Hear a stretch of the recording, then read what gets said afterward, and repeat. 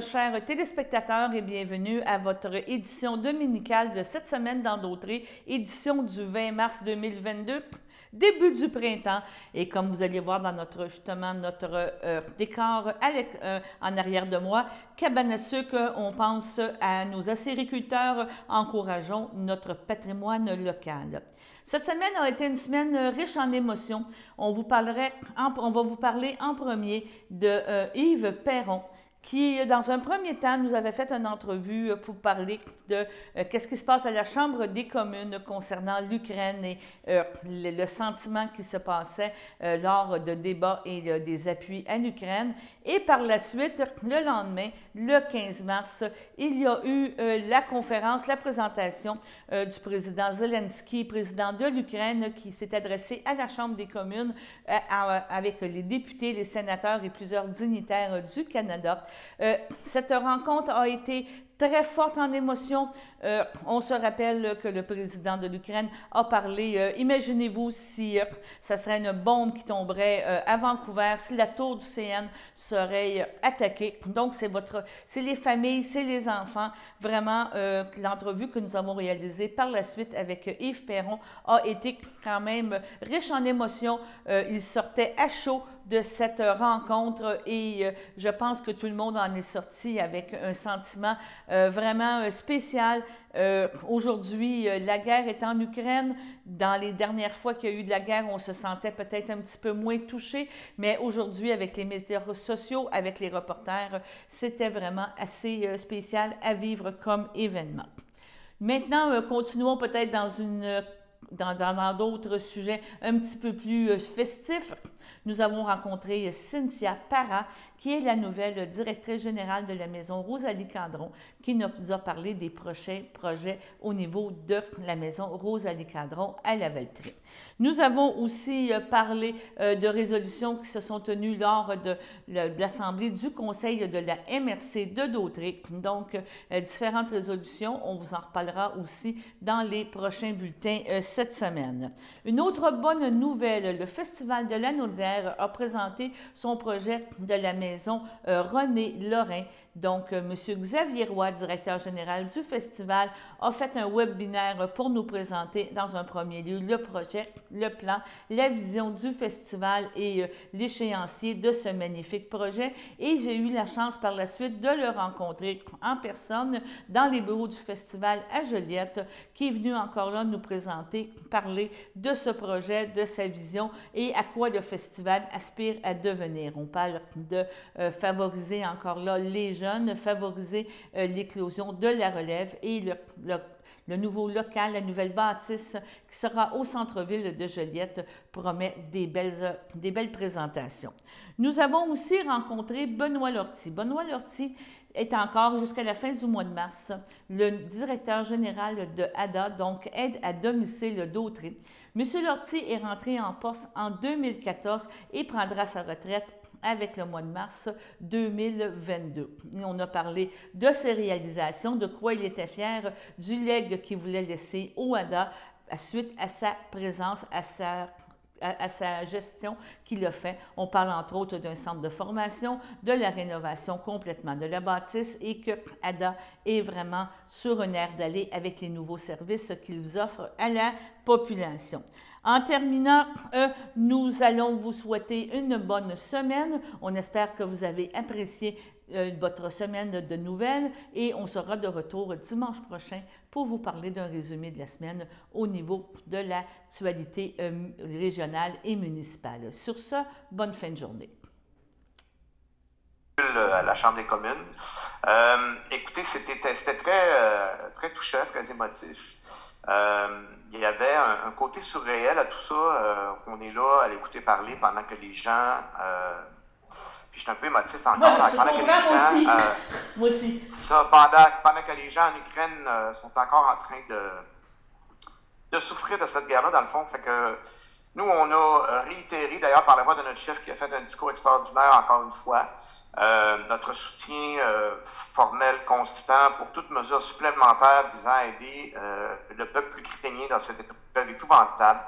Bien sûr, on a répété l'idée d'être d'accélérer les visas et de faire un pont aérien, là, un service avec les avions civils là, pour aller chercher des gens qui doivent quitter présentement pour les amener chez nous. On a des gens chez nous qui sont prêts à les loger. Là. J'ai des maires de municipalités qui ont lancé, qui m'ont contacté pour dire, écoute, nous, on a des logements, on veut aider.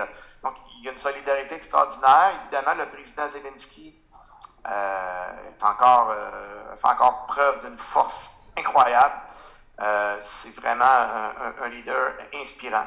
Et il a réitéré sa demande de fermer l'espace aérien ukrainien. Et c'est ça. Fait que, va falloir à un moment donné qu'on progresse dans ces moyens-là. Je ne vais pas vous dire où on va aller dans les prochains jours, prochaines semaines, mais une chose est sûre, c'est qu'il y avait toute une unanimité au Parlement canadien aujourd'hui. Tout le monde était dans la même direction et offrait sa solidarité au peuple ukrainien. On va continuer à tout faire pour les aider. OK.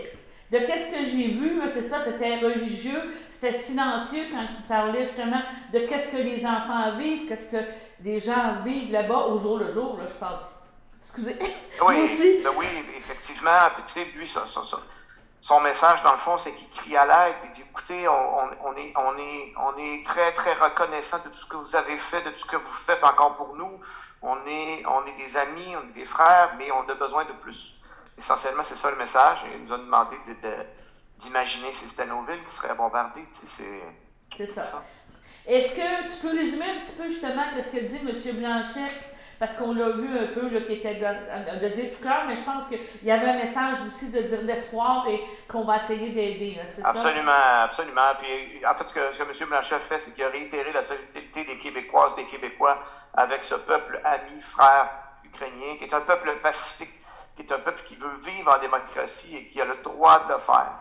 Et on assure, comme toujours, notre soutien, comme je te disais en introduction tantôt, Mme Yvon, notre soutien au gouvernement là-dedans. Là, c'est pas le temps de faire de la partisanerie. Là. Nous, on fait ce qu'on fait d'habitude. On est une opposition constructive, on fait des propositions.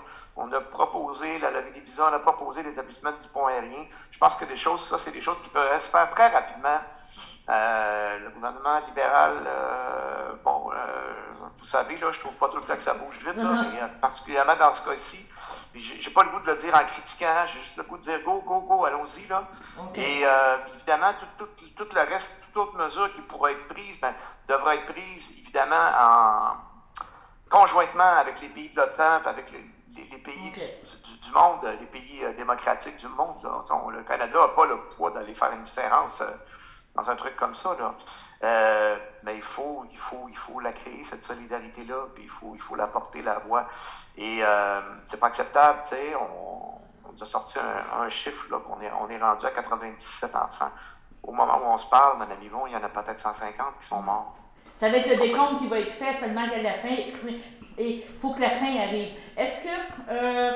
c'est quoi les prochaines étapes au niveau du gouvernement, au niveau de la Chambre des communes? Là, oui, il y a eu cette rencontre-là. Est-ce que ça amène des avis de motion? Est-ce que ça amène des choses qui peuvent être, on pourrait dire, plus concrètes? Là, on a parlé dans la fin de semaine qu'il y a eu presque un chargement qui a été envoyé en Ontario pour envoyer de l'aide humanitaire là, à travers les églises ukrainiennes. Est-ce que... écoutez, tu sais, concrètement, c'est un moment important. Je pense que le président ukrainien s'adresse au Parlement canadien pour livrer son message, pour établir la communication, mais elle était déjà là et on est déjà en action. Dans le fond, c'est ce que je vous disais tantôt. Les prochaines étapes, c'est d'assurer le secours humanitaire qui se rend dans les villes qui sont assiégées présentement. Ça, il va falloir sérieusement évaluer comment on peut le faire. Comment on peut le faire? Et là, bien sûr, il y a la peur de l'escalade et du conflit nucléaire éventuellement. Je ne veux pas faire peur à personne. Mais c'est ce qui bloque les gens. C'est ce qui fait d'ailleurs que l'Ukraine n'est toujours pas dans l'OTAN, même si ça fait 10-12 ans qu'ils ont fait les démarches pour ça, parce que certains pays avaient peur de froisser la Russie. Bon, mais ça a l'air qu'il est trop tard à froisser la Russie. Là. Alors, il faut prendre tous les moyens possibles pour mettre fin à cette guerre-là.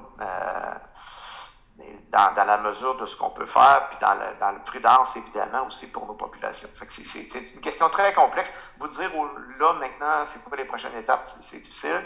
Mais déjà, l'action gouvernementale, moi, je vais vous en nommer 2 étapes, là.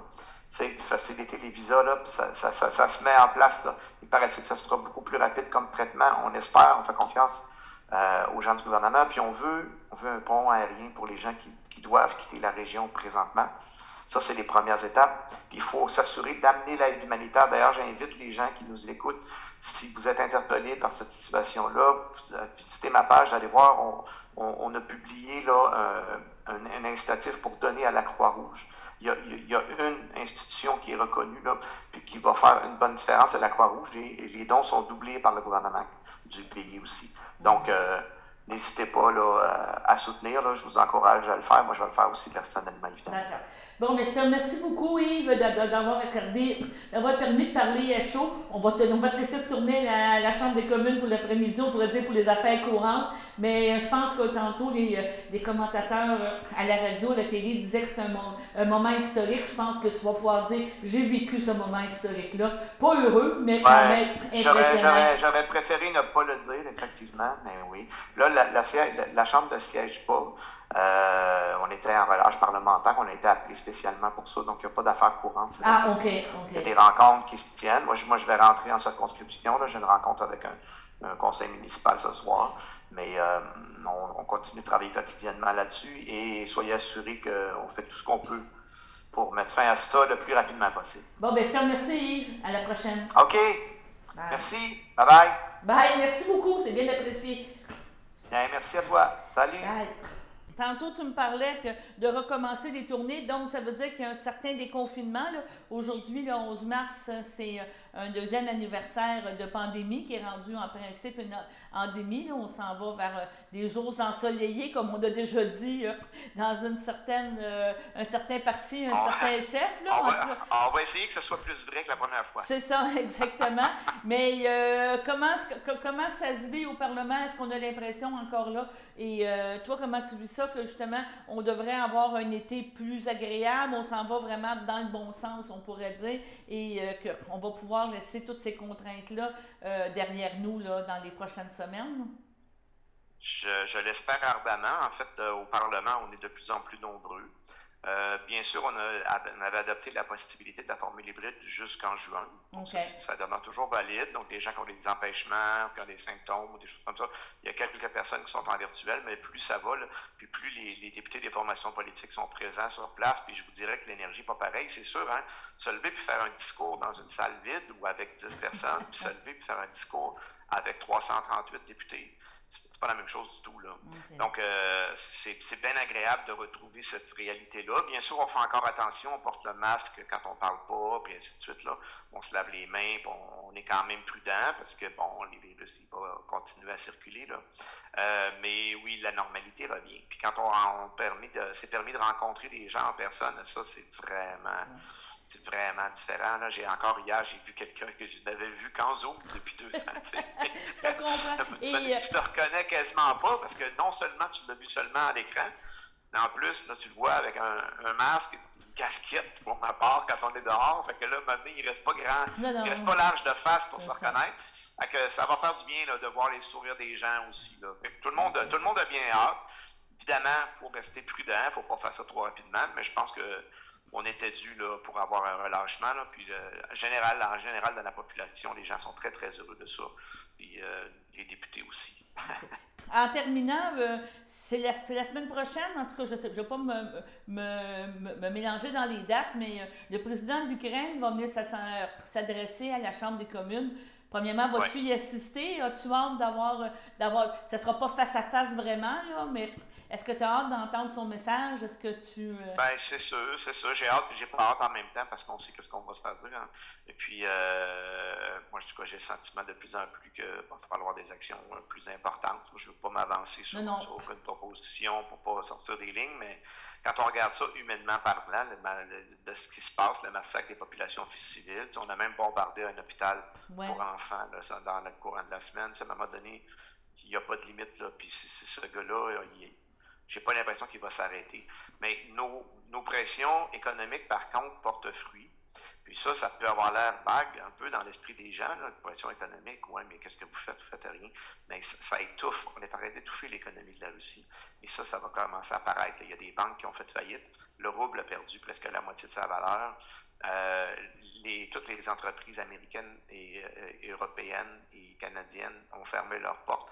Donc, ça va paraître là, dans la société russe. Ça va commencer à frapper. Malheureusement, c'est la population qui va en souffrir.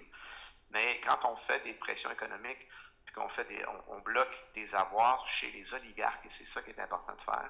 Vous savez, la Russie, c'est pas une démocratie parfaite. Hein? On sait tous ça, là, que quelqu'un qui parle trop fort peut se ramasser en prison ou empoisonné ou ainsi de suite. On a vu toutes sortes d'histoires. Là. Donc, ces gens-là, pour les atteindre, il faut atteindre leur portefeuille. Et c'est un groupe d'élite autour de Poutine qui contrôle l'économie. C'est ces gens-là qu'on est en train de frapper aussi et d'étouffer. Donc, on espère que ça va avoir un impact rapide. Sinon, bien sûr, on poursuit l'aide humanitaire. Nous, on prône encore l'élimination des visas. Ça c'est pas encore fait. Le fédéral, là, Justin Trudeau, on a toujours des beaux discours à la TV. Là, ça a l'air bien beau, parfait, on va agir, on va accueillir les gens. Tout. Puis dans le concret, dans la semaine d'après, il se passe rien. Et c'est tellement long avant que ça bouge. J'ai de la misère d'ailleurs à être patient pendant que je vous en parle parce qu'il y a des gens qui souffrent actuellement. Donc, est-ce qu'on peut établir un pont aérien avec un pays voisin? Est-ce qu'on peut faciliter l'admission de visas? Ne serait-ce que pour là, on lui donne l'argument qu'on a peur de faire entrer des criminels. C'est une crise humanitaire. Là. Ouais. Des fois, il faut faire des exceptions. Puis au-delà de ça, est-ce qu'on peut au moins faire des exceptions partielles? Je ne sais pas, moi, supprimer les visas pour les familles. Quelqu'un qui habite ici, qui veut faire venir sa mère, qui n'est pas capable de la faire venir, ça n'a pas de bon sens. Donc, je vais aller l'écouter avec beaucoup d'attention, évidemment, mais en fait, je vous dis, j'ai hâte de savoir ce qu'il va nous dire, mais j'appréhende ce que ça va me faire, moi, comme être humain. Donc, le projet qui nous occupe aujourd'hui, c'est le projet de Maison de la musique René Charette qui va nous permettre de concrétiser plusieurs de ces objectifs-là. C'est un projet qui a été rendu possible grâce à M. Gérard Deschenaux qui a eu l'audace de nous faire don du bâtiment. Vous reconnaissez peut-être le squelette, pour ceux qui connaissent bien le centre-ville de Joliette, le squelette du bâtiment qui est au point de la rue Saint-Paul et de la rue de la Nodière, qu'on va transformer de A à Z, tant à l'extérieur qu'à l'intérieur, pour y aménager le quartier général de la musique dans la région. Les objectifs du projet, dans le fond, on souhaite qu'avec ce projet-là, on soit en mesure d'offrir des services, des ressources non seulement au festival, mais à tout ce qui bouge en termes de musique dans la région. Donc, favoriser la concertation du milieu musical de la Nodière avec des lieux appropriés, tant au niveau des bureaux, mais aussi pour des lieux de répétition, des lieux de création, diffusion et des lieux de médiation culturelle. Et ça, bien entendu, on en a parlé avec plusieurs organismes dans la région et la réponse est très, très bonne. On a hâte de collaborer avec les organismes musicaux de la région.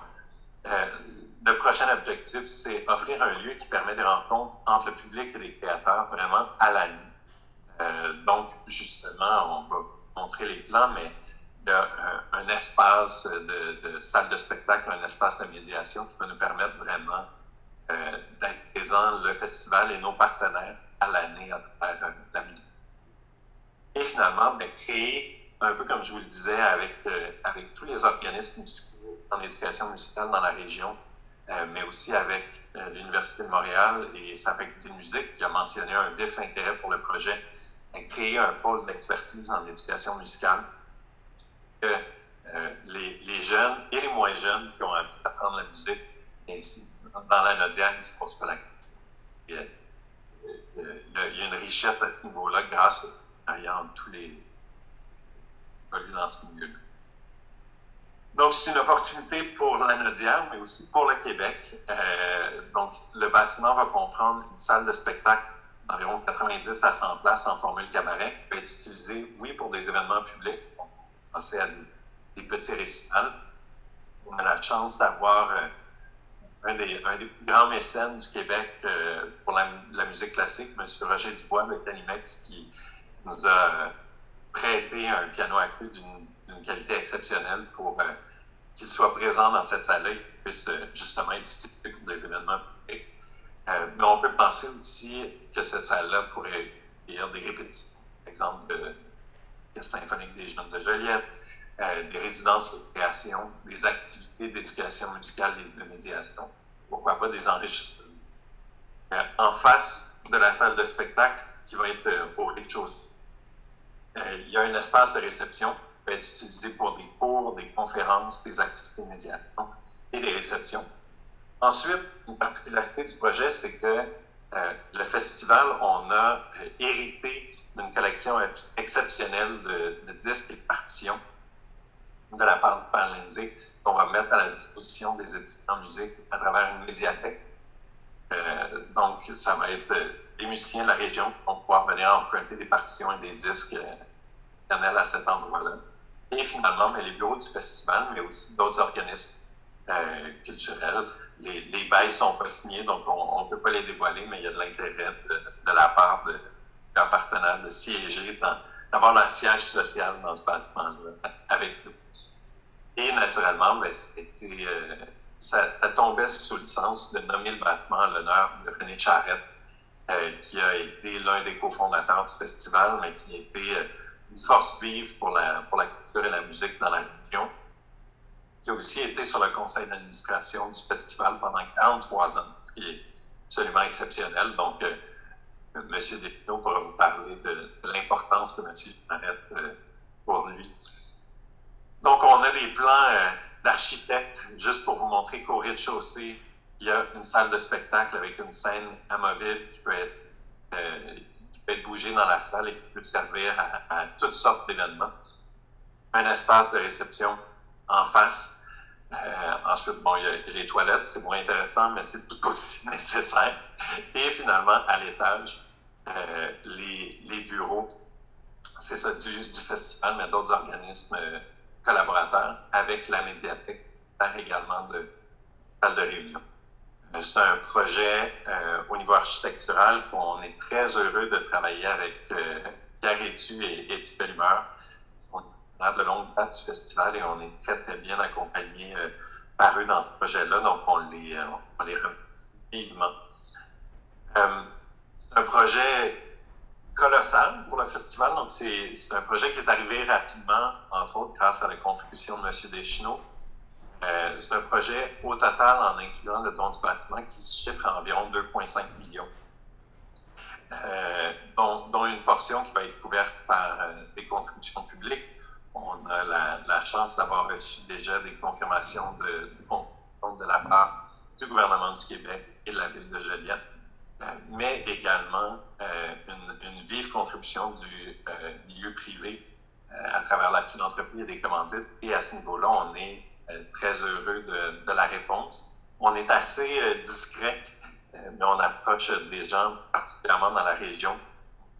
Et la réponse enthousiaste est très... Et au niveau de l'échéancier, on va entrer en soumission le mois prochain pour arriver à une construction à partir de l'été et de l'automne en vue d'une inauguration du bâtiment au début 2023. Est-ce qu'on pourrait espérer justement, dans le cadre du festival, d'avoir peut-être des conférences, d'avoir l'artiste qui se présente, comme tu parlais, en église et tout, qui viennent faire après ça une conférence, une chose, parler une classe de maître, ça pourrait être des choses... Tout à fait, c'est exactement le genre d'activité qu'on souhaite faire. On travaille aussi dès cette année, là on le fait en petit format cette année, c'est un projet pilote, mais à un programme de développement de carrière pour musiciens classiques. Mais en fait, l'idée c'est que il y a beaucoup de jeunes musiciens, de musiciens émergents, là, pas nécessairement jeunes, québécois, canadiens, qui réussissent à vivre de leur art au Québec ou au Canada, mais qui ont de la difficulté à s'exporter à l'international. Donc, l'idée, c'est qu'on rassemble quelques-uns de ces musiciens-là pendant une semaine au festival pendant l'été et qu'on leur présente tous les musiciens internationaux qui passent au festival pendant cette période-là pour qu'ils développent leur réseau, aient l'opportunité de jouer pour des chefs, pour des agents. Et qu'au terme de cette semaine-là, dans ce programme-là, ils repartent chez eux puis ils ont un carnet d'adresses à l'international qui leur permet de développer leur carrière. Fait que ça, c'est exactement le genre d'activité qu'on souhaite offrir dans le cadre de la Maison de la musique. C'est ça. Donc, c'est grâce à la Fondation Jacques Martin, que on a eu une entrevue dernièrement, qui permet de faire ça. Mais c'est encore là vraiment, vraiment, je te dirais, une implication du festival. Oui. Je te dirais pas, vous n'étiez pas obligé de le faire, c'est pas dans ce sens-là, mais, c'est important, là. C'est important de permettre à ces jeunes-là de pouvoir se faire connaître, parce que je pense qu'on peut le prendre par expérience. Là, Renaud n'est pas avec nous, mais en Europe, il y a déjà comme un réseau plus facile. On dira qu'est-ce qu'on voudra, mais les vieux pays, les vieux continents ont une culture beaucoup plus ouverte versus la musique classique. Il y a des grands opéras, des grands orchestres, et le fait d'amener, on allait dire, un étrange de l'autre côté, c'est pas évident. Non, mais c'est la réalité, là. Mais en fait, ce qui est drôle, c'est que oui, on n'était pas obligé de le faire, mais en même temps, s'il n'y a personne qui le fait, ou si nous, on ne le fait pas, il y a bien des musiciens québécois ou canadiens qui n'auront pas cette opportunité de rencontrer des acteurs importants de la musique classique à l'international. Donc, il y a peut-être des carrières qui n'évolueront pas aussi vite qu'elles auraient pu le faire. Puis au final, si nous, on encourage... Tu sais, je reviens à ma métaphore agricole, là, mais si tu prends pas le temps de labourer ta terre puis que ton sol n'est pas fertile, ben ce qui va en ressortir va peut-être pas être aussi grand, aussi intéressant. Puis dans notre cas, on voit vraiment ça comme notre devoir de justement labourer la terre, donner tous les outils à la relève pour qu'elle puisse se déployer. Puis dans quelques années, ben, ces gens-là, ça va être ceux qui vont être sur nos plus grandes scènes. On pense à des Charles-Richard Hamelin, à des Nicolas Ellis, des Dina Gilbert. Il y a plein de gens avec un talent extrême qui peuvent Charles est plus avancé. Oui, c'est ça. Mais qui peuvent être exportés. Mettons qu'ils peuvent être exportés puis revenir ici, mais en ayant une carrière aussi de l'autre côté. Donc, c'est une très belle mission, une très belle vision que vous avez du festival. On va se reparler prochainement. Tu dis dans un mois. À peu près dans un mois. Dans un mois avec la programmation. J'essaierai pas de te tirer les verres du nez aujourd'hui, là, parce qu'il faut quand même penser que ça peut être toujours un peu complexe, là, les contrats et tout. Mais je pense qu'on va souhaiter une très belle saison pour le festival, puis on va vous suivre toute la période. Ça va être une très belle saison, je vous le garantis. D'accord, mais je te remercie. Bye-bye. Je suis en compagnie de Xavier Roy, le directeur général du Festival de la Naudière, le festival international. Mais comme a dit un de tes administrateurs qu'on a entendu la semaine dernière, qui a un rayonnement impressionnant, et je pense que tu l'as découvert un petit peu en rentrant en fonction. Tu as rentré en fonction avec la pandémie, mais quand même, c'était peut-être... une confirmation de ce rayonnement, de cette importance? C'est clair que le festival rayonne à l'international depuis longtemps, puis qu'on va continuer, puis qu'on souhaite continuer à ce qu'il rayonne à l'international. Pendant la pandémie, c'était plus difficile. Oui. Ne serait-ce que parce qu'on ne pouvait pas attirer d'artistes internationaux ou très peu. Mais là, c'est clairement là où on s'en va. C'est d'être à la fois un festival qui est international, donc qui met de l'avant les plus grands artistes internationaux. Puis des fois, les plus grands artistes internationaux, ils viennent d'ici, mais des fois, ils viennent d'Europe, d'Asie. D'aller chercher du public à l'international, de la reconnaissance à l'international de nos pairs aussi. Mais parallèlement à ça, puis c'est ce qui fait la beauté du festival, être très, très, très enraciné dans la région. Puis c'est ce qui a fait au tout départ la force du festival. Okay. C'est cette combinaison. OK. On a assisté à une conférence de presse ce matin. Je pense que vous êtes très fiers. C'était un travail de longue haleine. Et moi, qu'est-ce que je retiens de cette conférence de presse-là?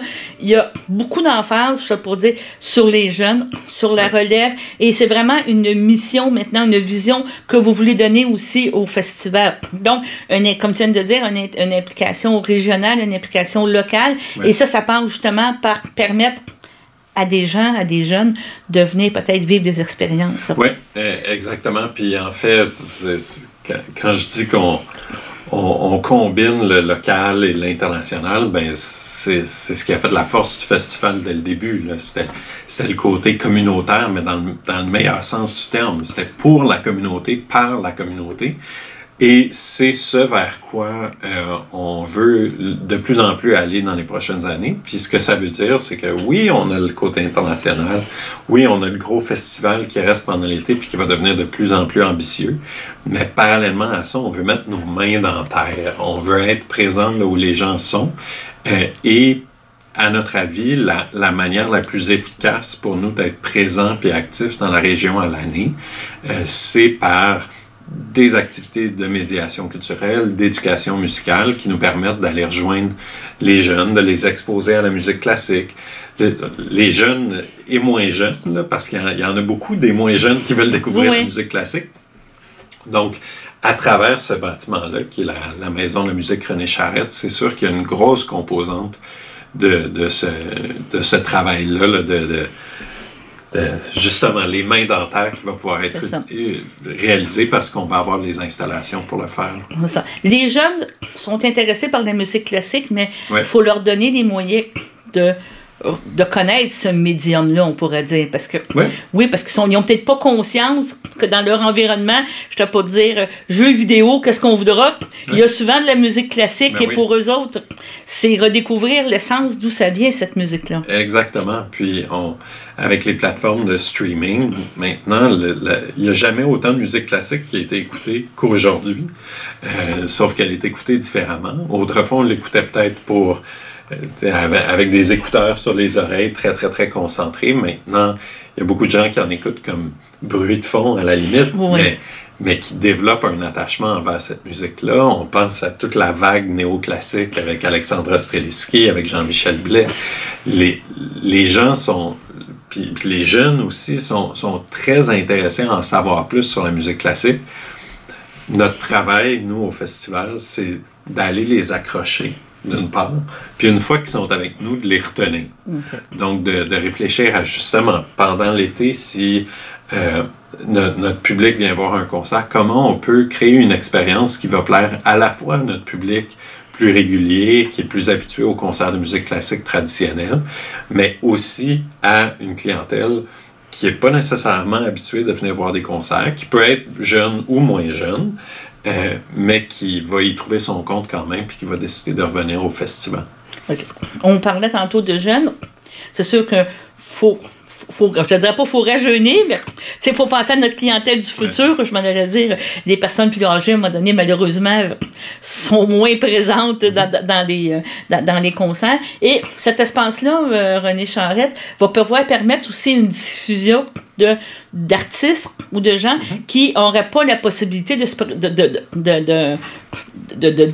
présenter, de présenter on pourrait dire leur habilité, leur musique dans d'autres endroits, parce que on parle d'une salle d'environ 90 à 100 personnes. Exactement. Et c'est peut-être la salle idéale pour faire des débuts de concerts, des débuts de présentation. T'es plus petit, c'est pas la Place des Arts que t'es 5000, t'es plus petit, mais comme tu parlais tantôt, t'as un piano là, offert par Caminex, donc ça veut dire qu'il va avoir une bonne acoustique, un bon piano, des bonnes choses pour pouvoir performer d'une façon, on pourrait dire, honorable, très très bien, mais de vivre cette expérience-là en petit, c'est toujours plus rassurant les premières fois. Là. Ben oui, puis pour avoir été moi-même musicien, mais ça a pris du temps avant qu'il y ait plus que 90 personnes à mes concerts. C'est un espace qu'on espère sécuritaire pour ceux qui vont vouloir s'y produire. C'est un espace aussi où, oui, il va pouvoir avoir des prestations de gens qui apprennent la musique ou d'orchestres amateurs qui voudraient tenir des répétitions. Mais il y a aussi toute la composante de découverte de la musique dans le sens... par exemple, des conférences les dimanches matins pour en apprendre plus sur certains éléments de musique classique avec un café puis un croissant. Pas compliqué. Écouter un opéra puis la comprendre, savoir d'où ça vient, la jeunesse. Exactement. Comme le faisait le Perlindsey, là, il y a quelques années, là, il y avait des conférences comme ça qui nous faisaient. Puis c'est... Quand on dit que c'est un retour aux sources, c'est ça. C'est d'être vraiment là, à l'année, visible dans la communauté, présent pour la communauté. Cet espace-là, ça va nous permettre tellement de possibilités. C'est un ciné-club des meilleurs opéras, justement. Il y en a plein de possibilités. Là, le plan de réalisation du bâtiment nous amène à une inauguration début 2023. On est assez avancé dans le financement, donc on est très, très, très heureux. À partir de l'année 2023, ben, ça va pouvoir s'intégrer plus pleinement à l'offre du festival pendant l'été, mais aussi à une offre à l'année.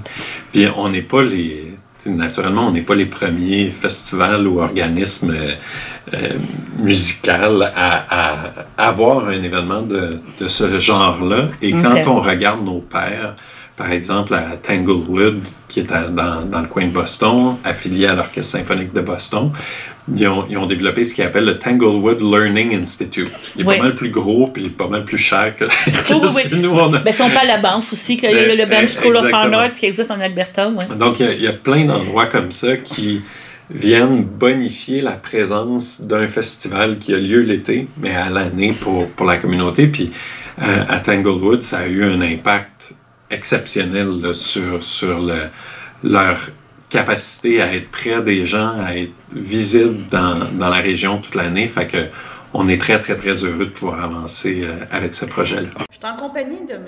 Benoît Lortie. Bonjour, Benoît. Tu me permets qu'on se Bien sûr. On se connaît bien. On se connaît bien maintenant. Mais c'est possiblement la dernière fois qu'on se rencontre parce que vous passez le flambeau à Jessica, je crois, c'est bien ça? C'est bien ça. Je suis rendu là dans mon étape de vie professionnelle. D'accord. La retraite qui arrive. Là. OK. Vous êtes en poste depuis 2014. Oui. Et dans le temps, on appelait ça le service. Ça a changé de nom déjà. Oui, là, oui. On a eu beaucoup de transformations.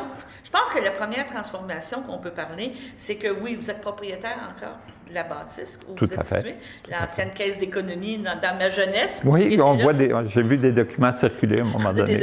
Mais il y a eu, premièrement, beaucoup de transformations au niveau de la bâtisse, au niveau de qu'est-ce qui se passe, tu sais, la forme actuelle. Et quand vous êtes arrivé en 2014, on ne parle plus du même setup, on pourrait dire. On est passé ailleurs. On est passé ailleurs. On est rendu... Les mouvements, vous l'avez vu sur la bâtisse, comme vous l'avez dit, on a investi l'argent pour... Le bâtiment nous appartient, fait qu'il faut tenir ça en ordre. Fait que je me donnais ça comme défi aussi avant de partir, de remettre une bâtisse toute rénovée, toute aménagée pour faciliter le travail au niveau du bureau. On a aussi investi dans une salle de formation en 2015 qu'on a investi dans la salle de formation pour que les employés puissent être formés chez nous. On a passé à l'ère électronique aussi. Maintenant, les employés ont une tablette électronique pour pouvoir faire les services à domicile. Fait qu'on a sauvé beaucoup au niveau du papier, au niveau de la façon de fonctionner, les rencontres avec les employés. Ça a eu une grosse transformation, là, aller jusque l'an passé. Là, on se tient plus calme. À un moment donné, il faut arrêter. Il faut arrêter. Mais c'était un projet à long terme. C'était une vision que vous aviez du service à offrir. Je veux dire, maintenant, ça s'appelait aide à domicile d'autrui. Ça reflète plus aussi l'objectif, la mission d'entreprise. C'est plus visible dans le nom. Quand on avait l'ancien nom, qui existe toujours, parce que l'ancien nom est la raison sociale, c'est ce nom-là qu'on ne changera pas. Mais c'était Coopérative de solidarité en soutien à domicile d'Autrey. Fait que juste dire ça faisait long. Ça faisait long à dire, ça faisait long. Tout à fait. Puis les gens, on finissait par utiliser juste le mot coop. Mais des fois, j'arrivais avec mon chandail marqué coopérative, fait que les gens me disaient « Ah, tu travailles à Saint-Barthélemy, à la coop de Saint-Barthélemy. » Oui, je comprends, c'est ça. Fait qu'en appelant ça aide à domicile d'Autrey, on est plus spécifique dans le nom, vu que les services ont changé beaucoup. Moi, quand je suis arrivé en 2014, 85% des services qu'on donnait, c'était des services d'entretien ménager. Maintenant, on est rendu avec services d'assistance personnelle, le répit l'appui. Fait qu'on a développé des services là, pour les besoins de la population. Justement, de quoi vous êtes plus fier de votre réalisation? Quand elle est assise chez vous dans le foyer, peut-être pas d'être loin dans votre foyer, votre température s'en vient, là, vous me parliez de golf, en attendant votre départ de golf, quelque chose, qu'est-ce que vous allez dire? Je laisse une entreprise en santé.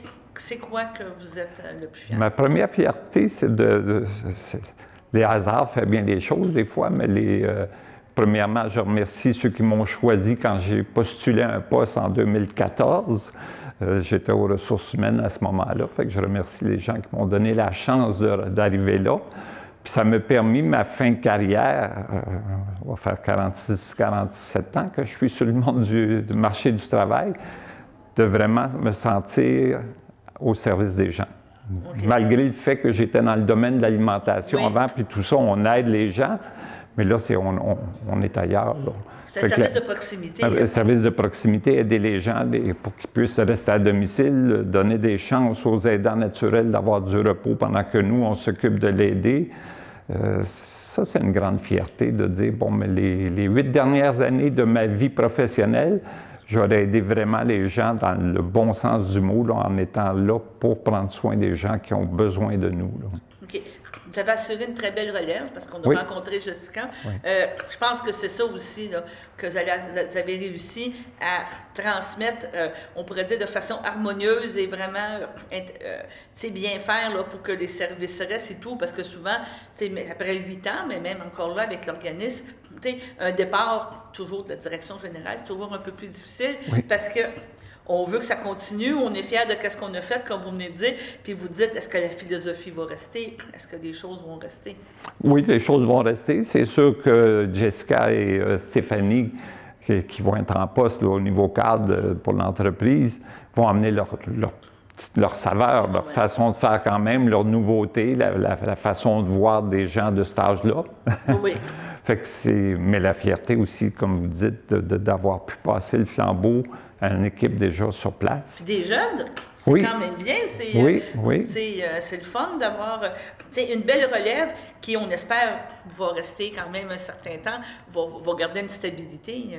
Avec les discussions qu'on a, moi avec Jessica, je m'aperçois que Jessica, elle tient ça à cœur. Okay. C'est une femme de carrière, mais en même temps, elle a une passion, puis elle aime ce qu'elle fait. Fait que si quelqu'un veut aller la chercher, ça va être difficile de la sortir de là. OK, ben c'est bien. Elle veut vous intéresser. Elle est là pour rester, puis être appréciée de tous. Puis, ça assure une continuité. J'ai confiance que ces gens-là vont être en poste encore plusieurs années. Elle est venue nous voir de temps en temps? Oui, je demeure pas bien loin du coin. Fait que de temps en temps, c'est sûr que je vais aller faire un tour à la coop ou chez Ada.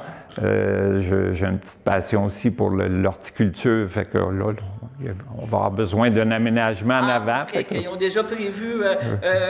les plans ne sont pas faits, mais je vais sûrement venir donner des coups de main là, pour plantation de fleurs ou faire un bel arrangement en avant. Là. On va vous souhaiter une très belle retraite. Merci beaucoup. Profitez-en. Merci beaucoup. Puis, de temps en temps, si vous venez nous voir, venez nous voir, venez jaser.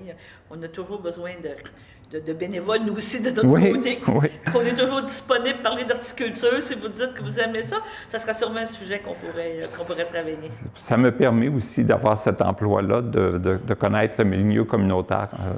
On parlait un petit peu. J'ai des bonnes connaissances maintenant au CABA, au CAB de Brandon, toutes sortes de tables où j'ai siégé, où ça m'a permis de connaître un peu plus qu'est-ce qui se passe là, au niveau du communautaire. Puis ça donne le goût de s'impliquer un peu à la retraite aussi, pour donner un coup de main. Là. Pas de problème, je vous remercie. Merci, bonne journée à vous. Bonne chance, merci. Merci. Je suis en compagnie de Cynthia Parra. Bonjour, Cynthia. Bonjour. Bonjour. On te présente, tu es la nouvelle directrice générale de la Maison Rosalie Cadron. Donc, félicitations pour la nomination de ton poste. Merci beaucoup. Qu'est-ce qui t'a attiré pour postuler à ce poste-là de la Maison Rosalie Cadron? Bien, j'ai toujours étudié en histoire, donc avoir un poste dans ma région pour un musée, c'est sûr c'est attirant. Aussi en apprenant l'histoire de Rosalie Cadron, qui est un genre de féministe, je dirais. Oui, à l'avant-garde. Hein? Oui, d'avant-garde. Je trouvais ça vraiment rafraîchissant. Puis je voulais faire connaître ça plus. Je me suis dit que j'avais les compétences pour montrer aux gens cette dame et la faire connaître davantage. C'est ça. Tu demeures à la Valtrie et tu as une maîtrise en histoire, donc tout ce qui est, on pourrait dire l'histoire, et quand tu me disais par rapport à Rosalie Cadron, la maison a reçu son accréditation muséale tout de suite à la fin octobre cette année. Est-ce que présentement, tes programmations, tes choses, tu as des nouvelles choses qui s'en viennent, on ne veut pas en parler tout de suite, ou tu penses être capable, cette année, de faire une continuité avec ce que faisait Sophie, puis après ça, on verra? On va faire une continuité, bien sûr. On a, en partenariat avec la ville de Lavaltrie, son 350e anniversaire. On va faire une exposition avec des artistes, mais aussi avec des objets. On appelle aussi les citoyens à partager des objets qu'il y aurait chez eux d'histoire, parce que c'est les citoyens qui font Lavaltrie, qu'est-ce qu'elle est. Qui a fait l'histoire. Exactement. Et on va continuer avec le festival Fou du fil et d'autres activités qui vont être publiées sur notre site web, aussi nos réseaux sociaux. Donc, restez au courant. Restez au courant. Ouais. Parce que Fou du fil, je pense que c'est quand même une activité forte, parce que la tangente, l'idée, on pourrait dire, de la maison Rosalie Cadron, c'est aussi parler des arts ménagers, de la façon que vivaient les gens. Et c'est quand même très, très bien. Oui, exactement. Puis ça serait la 6e édition, si je ne me trompe pas. Oui. C'est une activité très rassembleur. Aussi, on va être un peu en post-COVID, donc on s'attend à avoir beaucoup plus de participation de gens. Puis on va les attendre avec les bras grands ouverts. C'est bien. Donc, bienvenue dans la MRC d'Autriche, bienvenue dans notre région à titre de nouvelle directrice. Puis on va vous suivre sûrement au cours des prochains mois. Oui, merci beaucoup. Merci. 4.3. Nomination table de concertation régionale au Saint-Laurent, Grand Montréal. Donc, on aurait Monsieur la Tremblay. candidature de M. Villeneuve, maire de Lanoret, pour siéger sur ce comité-là. La fonction, peut-être serait le fun de préciser, la fonction de cette table de concertation, c'est? Bien, en fait, ce sont les ZIP de la région de Montréal qui se concertent, évidemment, là, pour la qualité de l'eau, là. Le même principe que la ZIP du Lac-Saint-Pierre. Donc, ce sont un ensemble d'intervenants qui se concertent dans le but ultime d'améliorer la qualité des eaux. OK. Parfait. Donc, M. Villeneuve qui va siéger, qui est nommé. Donc, ça me prend quelqu'un pour proposer. Mme Clermont, appuyée par Mme Sénéchal. Tout le monde est d'accord? Fait. 4.4, appui à travail de rue de Brandon. Bien, évidemment, c'est pour appuyer les travailleurs de rue de Brandon. Je pense que c'est pour une question aussi de les soutenir pour qu'ils puissent garder les subventions nécessaires au maintien de ces organismes. Je pense qu'on a des organismes dans nos 3 pôles et c'est des organismes qui sont beaucoup en arrière-plan, mais mon Dieu, qui sont importants. On ne les voit pas trop travailler, mais c'est des organismes super importants. Donc, ça me prend quelqu'un pour proposer. M. Gravel, appuyé par M. Frigon. Tout le monde est d'accord? Bonjour, Jimmy. Comment ça va? Ça va super bien. Ça va bien, oui. Absolument. On est au IGA, ici, Famille Mondor. Demain, le 17, pour toi, c'est une date importante. Hein? Absolument. Le 17 mars, il y a 3 ans, j'ai pris possession du magasin. Donc, quelque chose qui a changé ma vie. J'ai pris possession le 17 mars 2019. C'est ça. Donc, puis écoute, depuis ce temps-là, plein de belles choses sont arrivées à Berthier. Plein de choses sont arrivées à Berthier, des belles entre autres, là, mais beaucoup d'événements. Parce que c'était pour toi tout un changement. Il faut le dire un petit peu. Tu partais, je ne veux pas dire c'est péjoratif, mais tu partais de dépanneur, de station-service, de choses comme ça. Et là, tu te lançais à fond dans une grosse gamique, là, dans une grosse machine. Absolument. Donc, j'avais 11 stations d'essence à l'époque, je les ai encore. Mais oui, ça reste du commerce de détail, mais un supermarché, c'est beaucoup plus de frais, beaucoup plus d'employés, beaucoup plus de clients. Donc, ça bouge beaucoup, ça bouge très vite. Donc, c'est une belle étape dans ma carrière. Très content de l'avoir réussi. Et en plus, c'est devenu propriétaire de la bâtisse. C'était une grosse négociation avec Sobeys, c'est ça, faut pas que je me trompe? Ça a bien été. Non, mais n'empêche que c'était de faire comprendre à Sobeys que tu voulais être en contrôle de tout.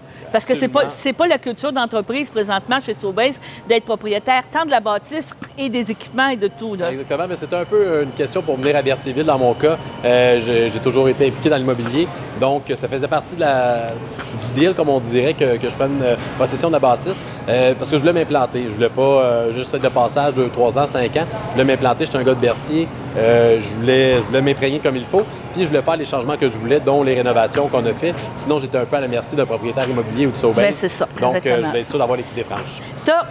Donc, on commence en mars 2019. Un an après, on pourrait dire la pandémie qui nous tombe dessus. C'est pour ça que j'ai pas fêté mon premier anniversaire le 13 mars. Donc, j'ai acheté le 17 mars. Le 13 mars de l'année d'après, 4 jours avant mon premier anniversaire, la pandémie commence. Donc, c'est la folie. On n'a pas fêté le premier anniversaire. Puis l'an passé, même chose, on était encore en pandémie, donc on a tenu ça relax. Pas dire la chenoute. Exactement. Cette année, ben écoute, c'est la fin, on prend ça. Ben écoute, malheureusement, on peut pas faire de gros événements tant que ça encore, là, dernière minute comme ça, mais bon. Je tiens à le souligner. Exactement, on est rendu à la 3e année, très heureux de ça. Là, un an aussi, justement, en pleine pandémie, en plein rush de tout ça, la décision d'investir, parce que tu as investi beaucoup ici, ça s'est fait naturellement. Dans ta tête, c'était déjà prêt à vouloir faire ça? Absolument. Quand j'ai acheté, c'était une condition que j'achète l'immeuble pour justement remettre le marché. Je trouvais que... Vous êtes votre patron? Oui, absolument. Sirop d'érable? Ah, sirop d'érable, juste là-bas. Juste au coin avec la cabane à sucre. Okay, absolument. Ça fait plaisir. Ah, c'est juste drôle, mais gars, ça fait partie. Service, quand la clientèle, regardez, t'es reconnu, gars, faut. Tu sais, c'est quand même bon parce que t'es reconnu, les gens te connaissent, gars, c'est parfait, là, gars. Plancher, fait qu'on règle des ben, c'est ça, non. Ben, c'est ça, c'est ça. Mais je pense que c'est ça aussi qui t'anime, hein, d'être là, puis de te faire apostropher, d'avoir les gens. Ça fait plaisir. Je suis un gars de public, je suis un gars de terrain. J'ai commencé à 18 ans avec des bars laitiers à la Valtrie. J'ai été pompiste professionnel pendant des années à servir moi-même l'essence dans mes stations d'essence. Du temps que le service était très à la mode. Là. Malheureusement, les contraintes ont changé. Mais tout ça pour dire que j'aime ça être sur le terrain, c'est ma vie, c'est ma passion. J'adore ça. Que c'est ça. Donc, on parlait, en passant, c'est pas stagé, le client. On va le faire le message. Là, tu parlais que c'est ça. Ça va te des conditions d'embarquer. Oui, absolument. Je vais te dire, tu n'as pas eu peur parce que je veux dire, je vais te poser la question. Tu sais, à un moment donné, là, tu te couches puis tu te dis, je fais-tu la bonne affaire, je fais-tu pas la bonne affaire? J'ai toujours été un entrepreneur dans l'âme, j'ai tout le temps foncé. J'avais confiance au magasin, j'avais confiance à Berthier, j'avais confiance à la clientèle, j'avais confiance à mes employés. Donc, pour moi, c'est naturel. Puis c'était dû pour un lifting, je dirais. Fait que, comme je disais, c'était dans la condition quand j'achète, je voulais acheter l'immeuble pour justement être sûr de pouvoir faire mes rénovations. La pandémie nous a mis un peu de sable dans l'engrenage, on n'a pas pu faire ça aussi vite que je voulais. Mais par contre, quand on a parti le chantier, ça a bien déroulé, ça a pris 4 mois. Bon, c'était pas facile à ce moment-là, ces 4 mois-là, mais on a fait ça dans des temps records. En plus, avec la pénurie de main-d'œuvre, la pénurie de matériaux, on est rentré dans nos temps, on a livré 2-3 semaines d'avance. Puis ça donnait un super beau résultat lumineux. Fait que très content. Puis c'était sine qua non, il fallait que je rénove le magasin. Je voulais offrir quelque chose de beau à notre clientèle. Tantôt, tu viens de parler pénurie de main-d'œuvre, pénurie de matériaux. Là, on peut parler aussi de la situation qu'on vit présentement. Pénurie de stock, d'approvisionnement, c'est pas évident, hein? Je sais pas. C'est vraiment pas évident. Faut en parler. Mais c'est ça. Mais c'est ça que je veux dire. Tu es à la merci. On est à la merci, exactement. Présentement, c'est des contextes mondiaux. Donc, c'est pas facile de s'approvisionner. On travaille fort. On va chercher sur des marchés extérieurs. On travaille fort pour s'assurer que le magasin, on manque de rien. Souvent, qu'est-ce qui va arriver, c'est des variétés. Je vais prendre juste des Oreo, des Kraft Dinner. Souvent, tu as le original. Lui, ça va, on le manque pas, mais c'est les sous-marques, les sous-produits de la catégorie qu'on manque un peu. Ça part des producteurs qui... la chaîne est pas facile, mais on travaille fort, là, puis on a du monde au téléphone qui trouve des produits un peu partout. Et je pense que c'est un des avantages, il faut expliquer, le fait que tu sois comme indépendant de bâtisse. Tu es sous la bannière GA, tu as une certaine latitude que tu peux dire, on pourrait dire, les patates ne rentrent pas, moi j'ai un autre fournisseur, puis je n'ai pas m'obliger, parce que souvent la chaîne oblige à avoir certains fournisseurs, certains produits. Toi, tu peux te revirer de bord. Exactement, on a quand même des critères à respecter, mais j'ai le droit, puis je m'en fais un devoir d'aller chercher des producteurs locaux, de m'assurer d'avoir des produits sur les tablettes. IGA, c'est une des belles choses, c'est des marchands propriétaires, donc on a cette latitude-là, ça fait la force de IGA, donc on est proche de nos clients, on est proche de nos fournisseurs, donc on est capable de se revirer de bord. Puis, écoute, on s'en sort pas si mal. C'est céréales, hein? Je pense qu'ils ont de la misère. Les céréales, écoute, Kellogg's a eu une grève. J'imagine la matière première, puis là, avec ce qui se passe présentement, malheureusement, du côté de l'Ukraine puis de la Russie, des producteurs de blé. Fait que je pense que cette chaîne-là, elle sera pas facile à rembarquer. Mais bon, pour l'instant, on continue de travailler fort. Pas parce que tu veux pas en mettre, c'est parce qu'il y en a pas. Exactement. Il y en a pas. Puis honnêtement, je dois remercier la clientèle parce que je pense que les gens sont informés. Je veux dire, on regarde les nouvelles. Ils sont conscients qu'il y a une pénurie. Puis on se rappelle tout au début de la pandémie, on a la fameuse pénurie de papier de toilette. Mais c'était pas si pire. C'était pas si pire ici, je pense. On s'en est bien sorti, on allait chercher sur les marchés. Mais donc, c'est ça. Fait que présentement, cette chaîne de logistique-là, d'approvisionnement est difficile, mais les gens comprennent. Puis je pense que on sont bien informés avec les bulletins de nouvelles et compagnie, fait qu'ils comprennent la situation. Fait que j'ai pas trop de mauvais commentaires. Puis on essaie de limiter ça. Tu ne caches pas des tablettes. Non, je me cache pas, je suis le plancher. Donc, s'il y a quelque chose, n'hésitez pas à me le dire. En tout cas, bon troisième. Merci, c'est un bon anniversaire, le troisième, mais on n'a pas pu souligner la première anniversaire ni la deuxième. On la souligne un peu la troisième, mais soyez pas inquiètes que la cinquième chiffron, on aime ça. On va faire ça. Celle-là, on va faire 100 grammes, mais pour l'instant. Je voulais remercier tout le monde de la clientèle, les employés qui me supportent depuis mon arrivée il y a 3 ans à Berthierville. Parfait. Très heureux de faire partie de l'aventure. OK. Bon, bien, je te remercie, Jimmy. Ça fait plaisir. Merci à vous.